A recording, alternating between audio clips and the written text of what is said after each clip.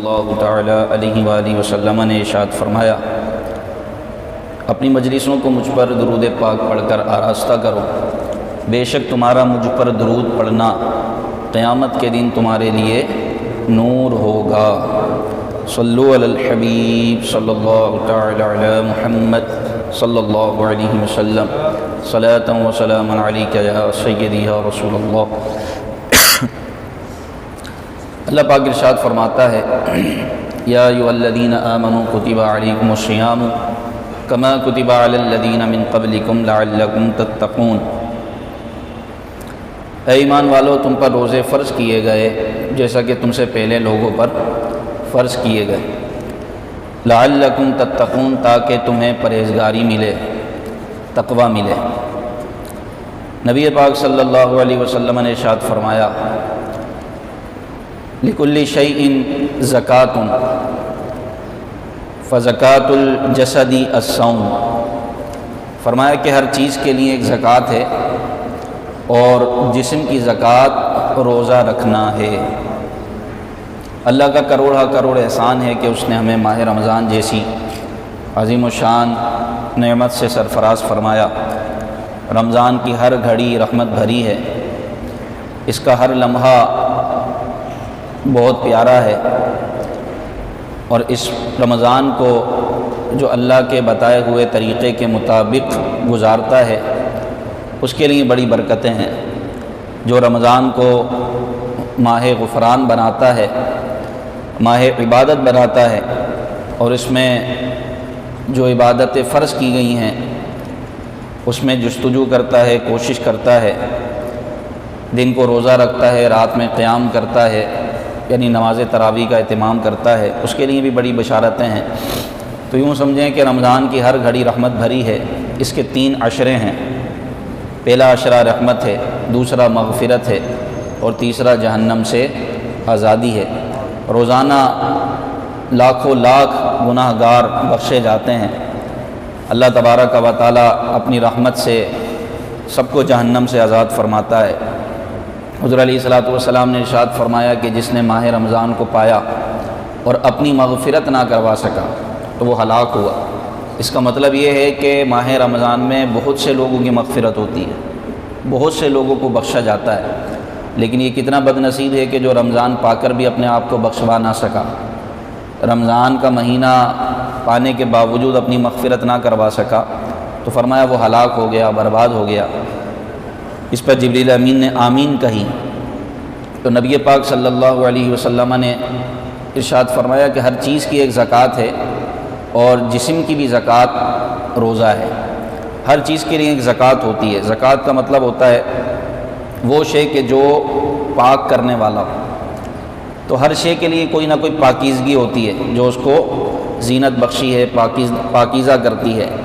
جسم کے لیے پاکیزہ شے، جسم کو پاک کرنے والی، جسم کو صحیح رکھنے والی چیز، فرمایا کہ وہ روزہ ہے۔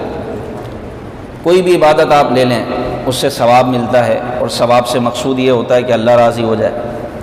نماز ہے، زکوٰۃ ہے، حج ہے، اور دیگر عبادات ہیں، مقصود اللہ پاک کو راضی کرنا ہوتا ہے، اور اس کی جزا کیا ہے؟ جب اللہ راضی ہو جائے گا تو اس عبادت کا بدلہ، اس عبادت کی جزا جنت کی صورت میں اللہ ہمیں عطا فرمائے گا۔ لیکن روزہ ایسی عبادت ہے، نماز سے، زکوٰۃ سے، حج سے، مدد کرنے سے، غریبوں کی، مسکینوں کی، یتیموں کی دل جوئی کرنے سے جنت ملتی ہے، لیکن روزہ ایسی عبادت ہے کہ رب فرماتا ہے کہ اس کی جزا میں خود ہوں، اس کی جزا میں خود ہوں، یعنی روزہ دار کو اللہ پاک کا دیدار ہوگا۔ فرمایا کہ روزہ میرے لیے ہیں اور اس کی جزا میں خود دوں گا۔ اور ایک روایت میں یہ فرمایا کہ روزہ میرے لیے ہیں اور اس کی جزا بھی میں خود ہوں۔ ایسی عظیم الشان نعمت اللہ پاک نے ہمیں عطا فرمائی۔ اللہ ہمیں اس کی قدر نصیب فرمائے، غفلتوں سے بچائے، سستیوں سے بچائے، کوتاہیوں سے بچائے، اور ہمیں خوب عبادت کرنے، بالخصوص نماز روزے کا اہتمام کرنے کی توفیق عطا فرمائے۔ روزہ نام ہے کھانے پینے اور ہم بستری سے رکنا، حق زوجیت ادا کر جانے سے رکنا، صبح صادق سے لے کے غروب آفتاب تک۔ تو روزے کا معنی ہے رکنا۔ مجاہدہ، اپنے آپ کو روک لینا، جد و جہد کرنا، مجاہدہ کرنا، یہ روزے کا مطلب ہے۔ روزے کا مطلب پریکٹس ہے، مجاہدہ ہے، جد و جہد ہے، اپنے آپ کو روک لینا ہے، اور اپنے آپ کو اللہ کی رضا میں ڈھالنے کا نام روزہ ہے، اسی کی جد و جہد کرنا۔ کیونکہ روزہ جو ہے یہ انسان کی پریکٹس کے لیے آیا ہے، یعنی روزہ اللہ پاک نے فرض کیا ہے اس لیے کہ تمہاری پریکٹس ہو، کس چیز کی؟ حرام چیزوں سے رک جانے کی، کہ بندہ روزے کی حالت میں اپنے آپ کو روک لیتا ہے اور حلال چیزوں سے بھی اپنے آپ کو روک لیتا ہے، کھانے سے، پینے سے اور حق زوجیت سے اپنے آپ کو روک لیتا ہے جو اس کے لیے حلال ہے، اور یہ اس کی پریکٹس ہوتی ہے بندے کی۔ روٹی اس کے سامنے ہے، کھانا پینا، گوشت، پھر دال، سب کچھ اس کے فریج میں بھرا ہے، لیکن وہ اس کو دیکھتا تک نہیں، کھاتا نہیں، پیتا نہیں۔ اللہ تبارک و تعالیٰ فرماتا ہے کہ تجھے روزے میں یہ حکم ہے کہ اس وقت تک نہیں کھائے گا جب تک کہ میں حکم نہیں دوں گا، اس وقت تک نہیں پیے گا جب تک کہ میں حکم نہیں دوں گا۔ تو جب جائز چیزیں تو میرے حکم کے بغیر نہ کھا سکتا ہے نہ پی سکتا ہے، تو پھر حرام چیزیں جس میں میری مرضی نہیں ہے، میری رضا نہیں ہے بلکہ میرا غضب ہے، جب تو جائز چیزوں کو میری مرضی کی وجہ سے چھوڑ سکتا ہے، میری وجہ سے ترک کر سکتا ہے، تو حرام چیزوں سے کیوں نہیں روکتا؟ حرام چیزوں سے اپنے آپ کو کیوں نہیں روکتا؟ تو فرمایا لعلکم تتقون، یہ روزہ اس لیے ہے، روزے کا مقصد یہ ہے کہ تم پرہیزگار بن جاؤ، یہ روزے کا مقصد ہے۔ اللہ نے روزے فرض کیوں کیے مسلمانوں پر؟ اس لیے کہ تم پرہیزگار بن جاؤ، تمہیں پرہیزگاری ملے۔ جہاں تم نے 30 دن اپنے آپ کو جائز چیزوں سے روکا میری خاطر، اب تم نے ساری زندگی حرام چیزوں سے اپنے آپ کو روکنا ہے، حرام چیزوں سے اپنے آپ کو بچانا ہے، اور اللہ تبارک و تعالیٰ کی فرما برداری میں اپنی زندگی بسر کرنی ہے۔ میرے نبی پاک صلی اللہ تعالیٰ علیہ وآلہ وسلم نے ارشاد فرمایا، جس نے جھوٹ نہیں چھوڑا، غیبت نہیں چھوڑی، برائی نہیں چھوڑی، اللہ تعالیٰ کو اس کے بھوکے پیاسے رہنے کی کوئی ضرورت نہیں، کیونکہ اصل جو مقصد تھا وہ تو اللہ کو راضی کرنا تھا، اصل جو روزے کا مقصد تھا وہ تو تقوی و پرہیزگاری تھی، کہ بندہ اپنے آپ کو روک لے برائی سے، نفسانی خواہشات سے، جھوٹ سے، غیبت سے، دغا سے، فراڈ سے، وعدہ خلافی سے، لیکن اس نے اپنے روزے کے مقصد کو پورا ہی نہیں کیا، تو پھر یہ کس بات کا روزے دار ہے؟ فرمایا اس کے بھوکے پیاسے رہنے کی، یہ صرف فاقہ کر رہا ہے، یہ اپنے آپ کو بھوکا پیاسا رکھ رہا ہے، اور اس کے بھوکے پیاسے رہنے کی بھی اللہ کو کوئی ضرورت نہیں جب تک کہ یہ روزے کے مقصد کو حاصل نہیں کرتا۔ آپ سمجھیں روزے کا مقصد کیا ہے؟ لعلکم تتقون، تاکہ تم پرہیزگار بن جاؤ۔ تو جو روزے کے حالت میں بھی اپنے آپ کو گناہوں سے نہیں روک رہا، جھوٹ سے، غیبت سے، چغلی سے وہ نہیں روک رہا، فحش گوئی سے اپنے آپ کو نہیں روک رہا، دھوکے سے، جھوٹ بول رہا ہے، دغا کر رہا ہے، فراڈ کر رہا ہے، رشوتیں کھا رہا ہے، تو فرمایا کہ ایسے شخص کا بھوکا رہنا اللہ کو اس کی کوئی ضرورت نہیں۔ حرام مال کما رہا ہے، اسی میں سے کہہ رہا کہ 12 دے گے، اسی میں سے چڑھا لیتا ہوں، اور 12 دے گے لوگوں میں تقسیم کر رہا ہے، تو یہ اپنے مقصد کو نہیں پہنچا، اور اس کو روزے کی مقصدیت کا پتہ ہی نہیں چلا۔ اللہ اکبر۔ تو جب تو اللہ تعالیٰ کا کام ہی صحیح طریقے سے ادا نہیں کر رہا، تو فرمایا کہ جس مقصد کے لیے روزہ رکھا تھا لعلکم تتقون، وہ تو حاصل ہی نہیں ہوا۔ تو اس لیے ہمارے آقا صلی اللہ علیہ وسلم نے فرمایا کہ اس کا بھوکا پیاسا رہنا اللہ تبارک و تعالیٰ کے ہاں کوئی اجر و ثواب کا باعث نہیں ہے، اللہ کو ایسے بھوکے پیاسے رہنے کی کوئی ضرورت نہیں۔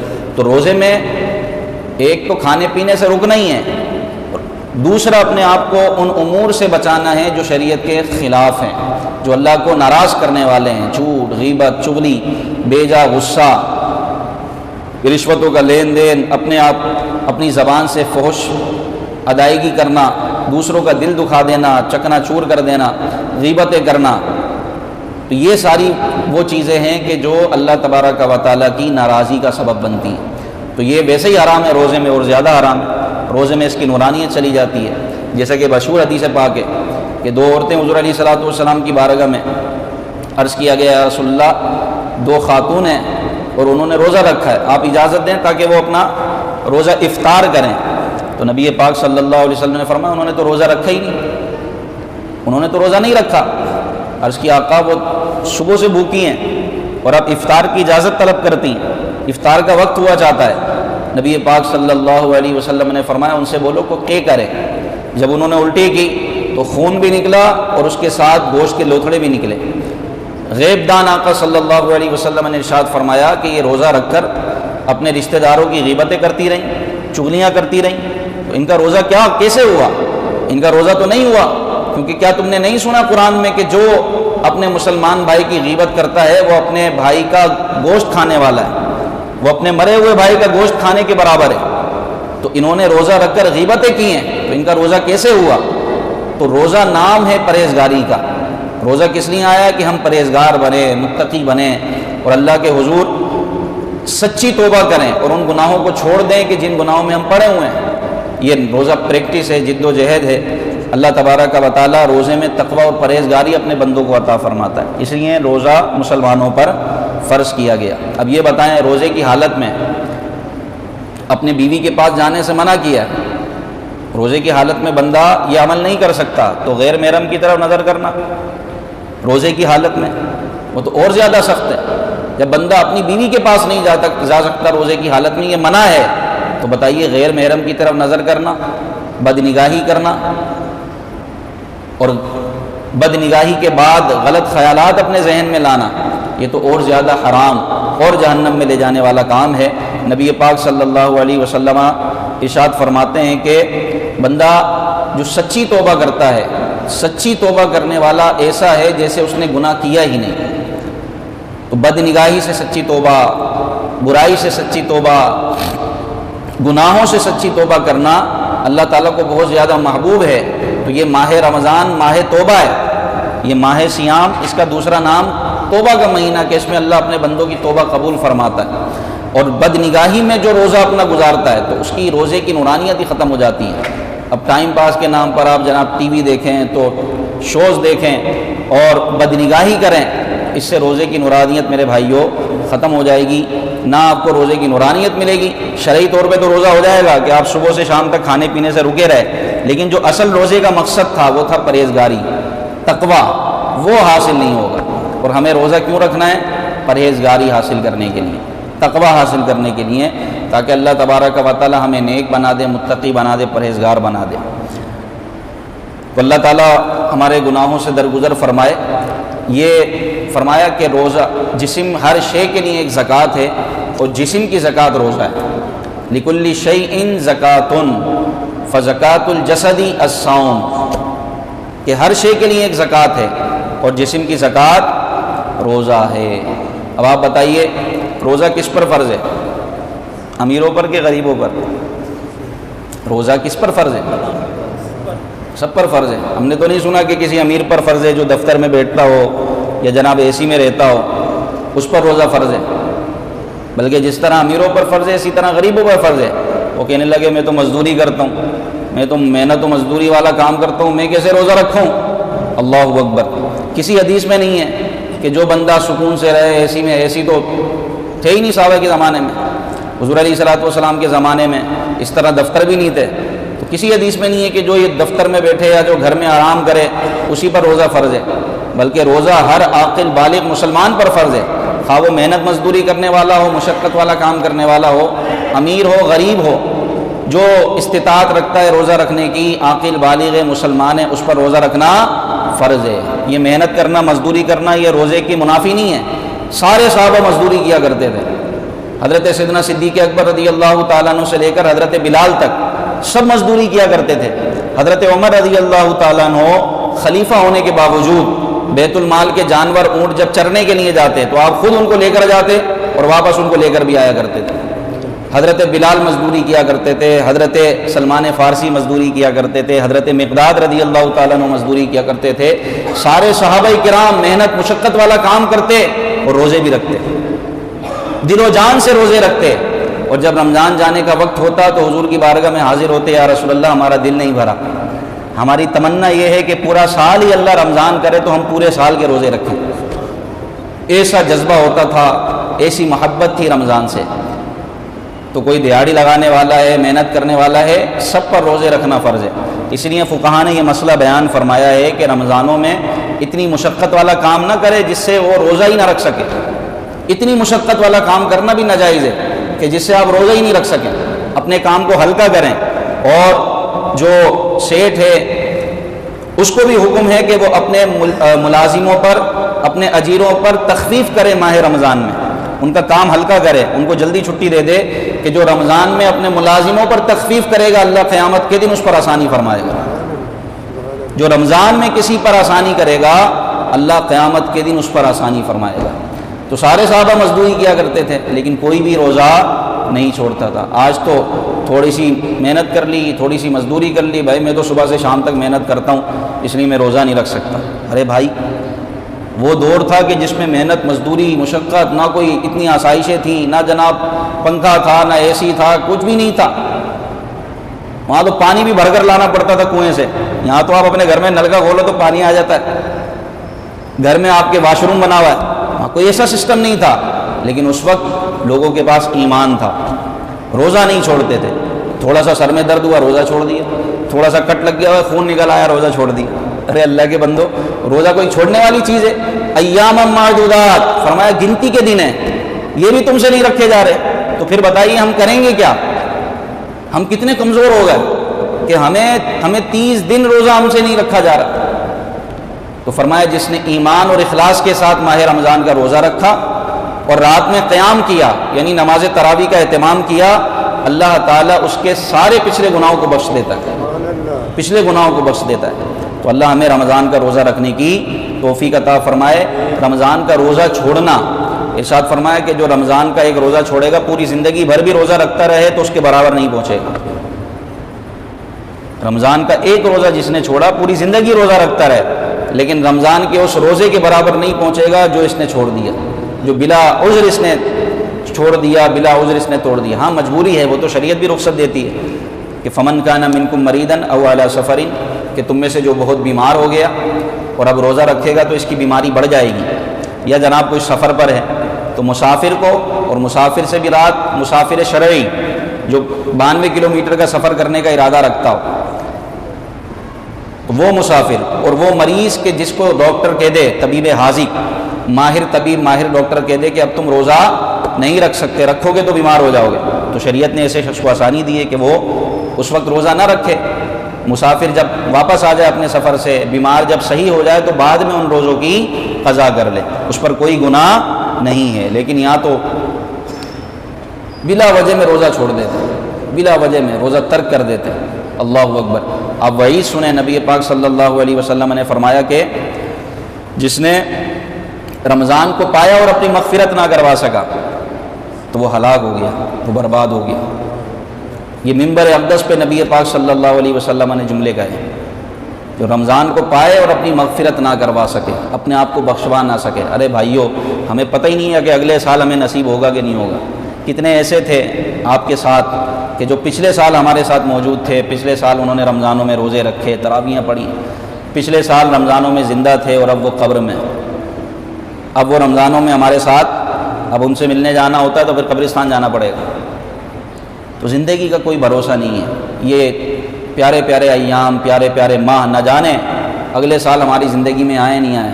تو روزہ تو بندہ خوش ہو کے رکھے، یار میرے رب نے مجھے یہ توفیق دی کہ میں روزہ رکھ رہا ہوں، میرے رب نے مجھے یہ توفیق عطا فرمائی ہے کہ میں اس قابل ہوں کہ روزہ رکھ رہا ہوں۔ ہمارے نوجوانوں کو بھوک برداشت نہیں ہوتی، بھوک برداشت نہیں ہوتی، روزہ نہیں رکھا جاتا۔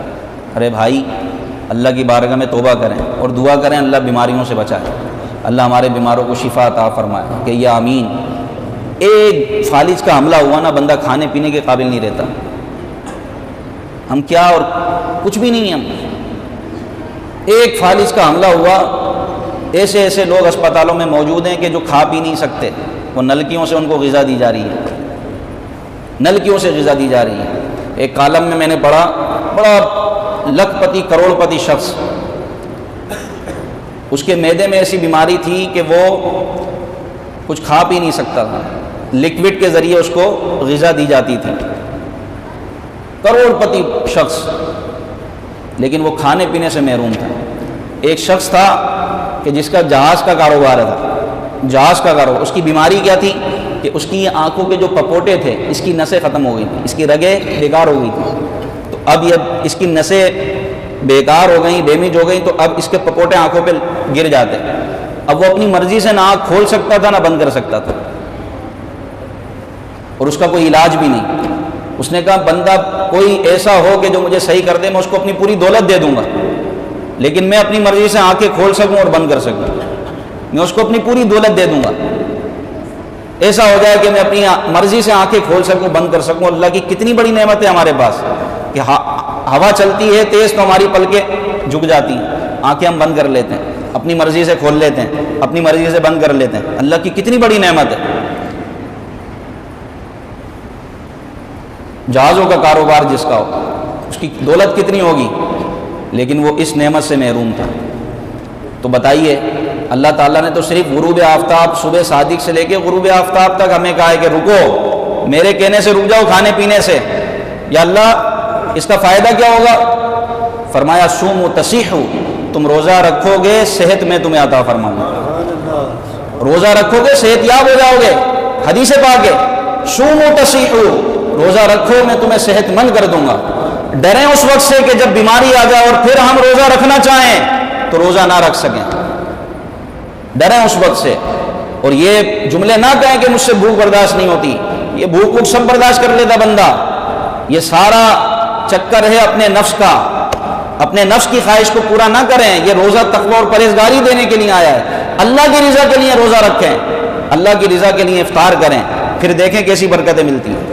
صوموا تصیحوا، میرے آقا کا فرمان ہے، روزہ رکھو صحت یاب ہو جاؤ گے۔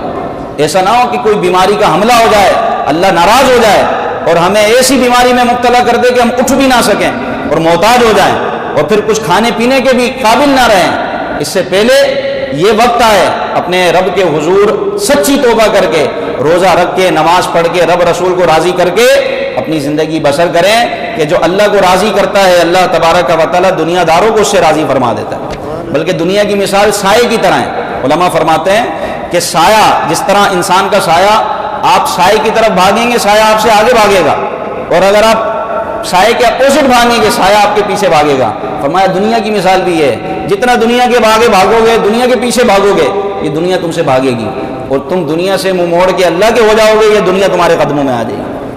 تو اللہ کی رضا کے لیے روزہ رکھنا چاہیے۔ تو بھوک برداشت ایک دو دن میں تکلیف ہوتی ہے، باقی پھر روٹین بن جاتی ہے بندے کی، اور پھر روزہ اچھا لگنے لگتا ہے۔ تو اللہ پاک ہماری حالت پر رحمت کی نظر فرمائے۔ تو نبی پاک صلی اللہ علیہ وسلم کا یہ پیارا فرمان ہے کہ روزہ رکھو، تمہیں صحت ملے گی، طاقت ملے گی، برکت ملے گی۔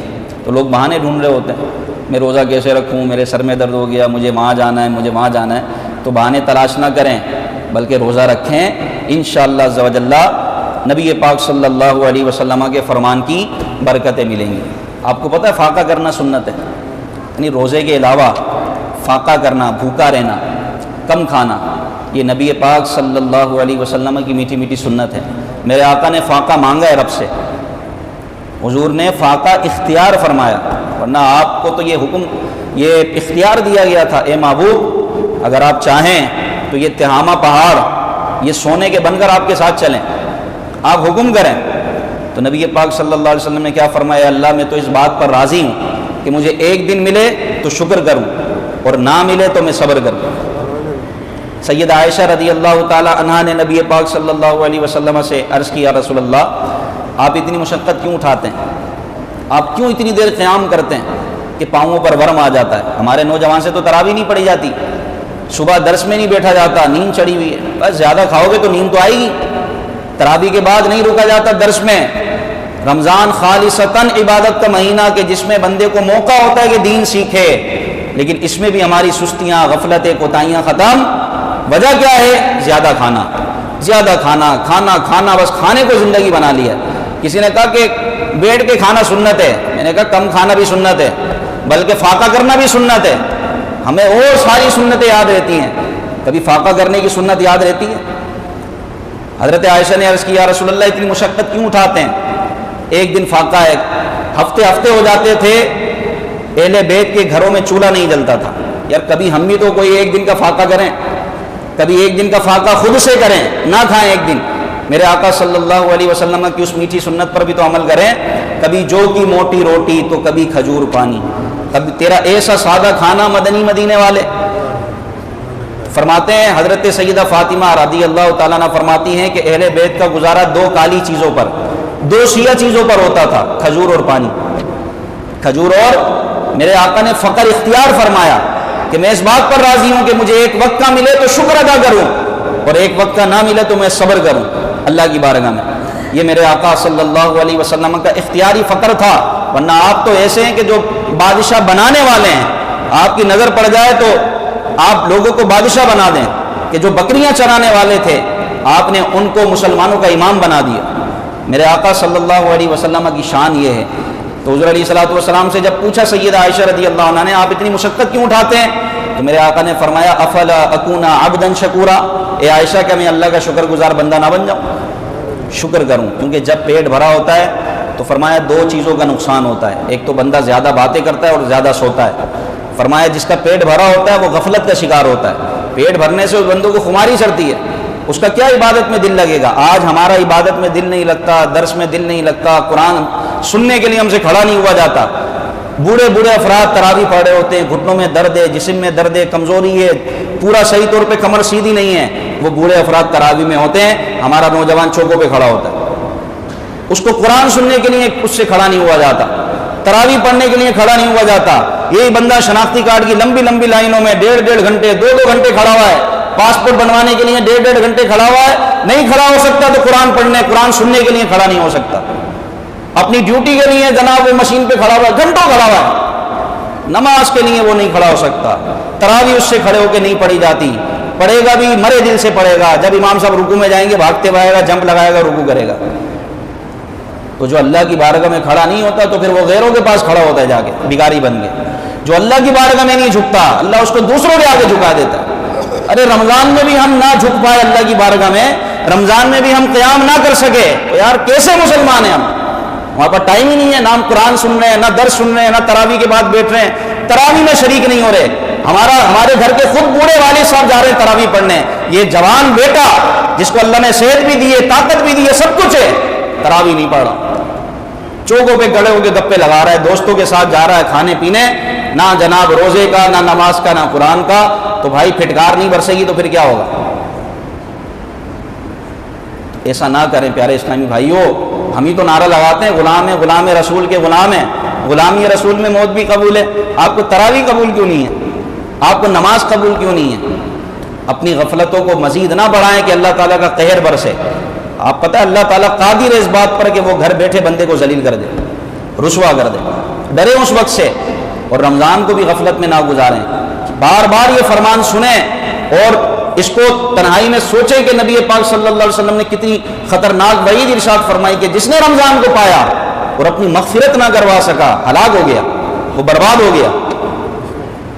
اللہ تعالیٰ ہمیں غفلتوں سے محفوظ فرمائے۔ تو نیت کریں انشاءاللہ تراویح با جماعت کا اہتمام کریں گے اور جو درس ہوتا ہے اس میں بھی شرکت کریں گے، اور کم کھائیں تاکہ یہ نیند کا خمار اترے۔ نبی پاک صلی اللہ علیہ وسلم، حضرت ابو ہریرہ کہتے ہیں کہ میری عادت تھی کہ میں جب مجھے بھوک لگتی، کیونکہ یہ اصحاب صفہ میں سے تھے، اصحاب صفہ وہ 70 صحابہ تھے جنہوں نے اپنا گھر بار چھوڑ کر حضور علیہ الصلوۃ والسلام کی بارگاہ کا شرف اختیار کر لیا تھا کہ حضور کی بارگاہ میں رہتے علم دین حاصل کرتے۔ ان میں ایک حضرت ابو ہریرہ تھے۔ فاقہ کرنا کیسی عظیم سنت ہے اور صحابہ اس پر کیسے کاربند تھے۔ کہتے جب مجھے بھوک لگتی تو میں کسی سے مسئلہ پوچھتا، حضرت صدیق اکبر سے، فاروق اعظم سے، ان سے مسئلہ پوچھتا تو ان کی عادت کیا تھی؟ یہ مسئلہ کیا جواب بعد میں بتاتے، پہلے کھانا کھلاتے، پہلے کھانا کھلایا کرتے تھے۔ ہمارے بزرگوں نے فرمایا کہ کھانا کھلا کر دین پڑھاؤ۔ حضور سے پوچھا کہ بہترین مسلمان کون ہے؟ سرکار نے فرمایا جو سلام میں پہل کرے اور لوگوں کو کھانا کھلائے۔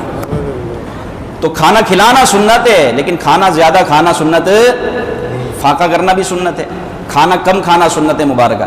تو الحمدللہ ہمارے بزرگان دین کو دیکھیں آپ، دنیا سے گئے ہوئے کتنا عرصہ ہو گیا، ان کے مزاروں پر آج تک لنگر ہو رہا ہے۔ وہ زندگی میں بھی بھر کے کھانا کھلاتے تھے، دنیا سے چلے گئے، ان کے نام پر لوگ لنگر کر رہے ہیں، دنیا فیض پا رہی ہے۔ تو کھانا کھلانا بہت اچھی بات ہے، کھانا کھلانا مغفرت کو واجب کرنے والے کاموں میں سے مغفرت واجب ہو جاتی ہے۔ تو حضرت ابو ہریرہ کہنے لگے میں نے حضرت عمر سے سوال کیا، حضرت عمر نے جواب دیا اور روٹی نہیں کھلائی۔ تو حضرت عمر نے پوچھا ابو ہریرہ تم سوچتے ہو کہ آج میں نے تم سے کھانے کا نہیں پوچھا؟ کہا کہ تم کب سے بھوکے ہو؟ حضرت ابو ہریرہ نے کہا حضرت صبح سے۔ حضرت عمر کہنے لگے میں کل سے بھوکا ہوں، یعنی روٹی میں نے نہیں کھائی، صرف کھجور پانی پر گزارا ہے۔ آپ کہنے لگے چلو آؤ ابو بکر کے پاس چلتے ہیں۔ سیدنا صدیق اکبر کے پاس پہنچے، ان کی بھی عادت تھی کہ جب کوئی ان کے در پر آتا، ان کے گھر پر آتا، کوئی سوال پوچھتا، کوئی مسئلہ پوچھتا، آپ دسترخوان بچھا دیا کرتے تھے۔ آپ فرماتے پہلے کھانا کھاؤ، کھانا بھی کھلاؤں گا، پھر مسئلے کا جواب بھی بتاؤں گا۔ لیکن آپ نے بھی کوئی کھانا نہیں کھلایا۔ آپ نے پوچھا اے عمر، اے ابو ہریرہ، کب سے بھوکے ہو؟ ایک دن ہو گیا۔ فرمایا کہ میں 4 دن سے بھوکا ہوں، میں نے 4 دن سے روٹی نہیں کھائی، صرف کھجور اور پانی اور تھوڑے دودھ پر گزارا ہے۔ چلو آؤ نبی پاک صلی اللہ علیہ وسلم کی بارگاہ میں چلتے ہیں۔ میرے آقا صلی اللہ علیہ وسلم کی بارگاہ میں یہ حاضر ہوئے۔ کریم کو بتانے کی ضرورت نہیں پڑی۔ میرے محبوب نے فرمایا کہ چہرے سے ایسا لگتا ہے کہ بھوک میں زیادہ مبتلا ہو، کیا بھوکے ہو؟ عرض کی آقا جی ہاں، 3-4 دن سے کھانا نہیں کھایا۔ میرے آقا نے فرمایا سوائے کھجور اور پانی کے 1 ہفتے سے میں نے کوئی روٹی نہیں کھائی۔ حضور نے اپنے پیراہن کو، اپنی قمیض کو اٹھایا تو آپ کے شکم اتھر پہ پتھر بندھا ہوا تھا۔ حضور نے فرمایا چلو آؤ ابو الہیثم کے پاس چلتے ہیں، میرا جان نثار صحابی ہے، بڑے مالدار صحابی تھے۔ جیسے ہی نبی پاک صلی اللہ علیہ وسلم ان کے پاس گئے، ابو الہیثم بہت خوش ہو گئے کہ آج تاجدار رسالت صلی اللہ علیہ وسلم میرے مہمان بنے۔ جلدی سے تازہ تازہ کھجورے اپنے باغ سے توڑ کر لائے، حضور کی بارگاہ میں پیش کی، فوراً گئے بکری ذبح کی، اپنی بیوی کو حکم دیا کہ جلدی سے بکری اس کو گوشت کو بناؤ، جلدی سے اس کا گوشت بناؤ اور روٹی جلدی سے بنائی جائے۔ آٹا انہوں نے میسر کیا، آٹا پہنچایا، روٹی بنائی گئی۔ حضرت عمر کہتے ہیں بڑا بہترین سالن بنا، بڑی بہترین روٹیاں بنی۔ میں نے نبی پاک صلی اللہ علیہ وسلم کو دیکھا کہ آپ نے ایک روٹی اٹھائی، اس پر 4 بوٹیاں رکھیں اور ایک غلام سے فرمایا کہ جاؤ فاطمہ کو دے کر آؤ، وہ بھی بھوکی ہے۔ یہ میرے آقا کا فاقہ تھا۔ آج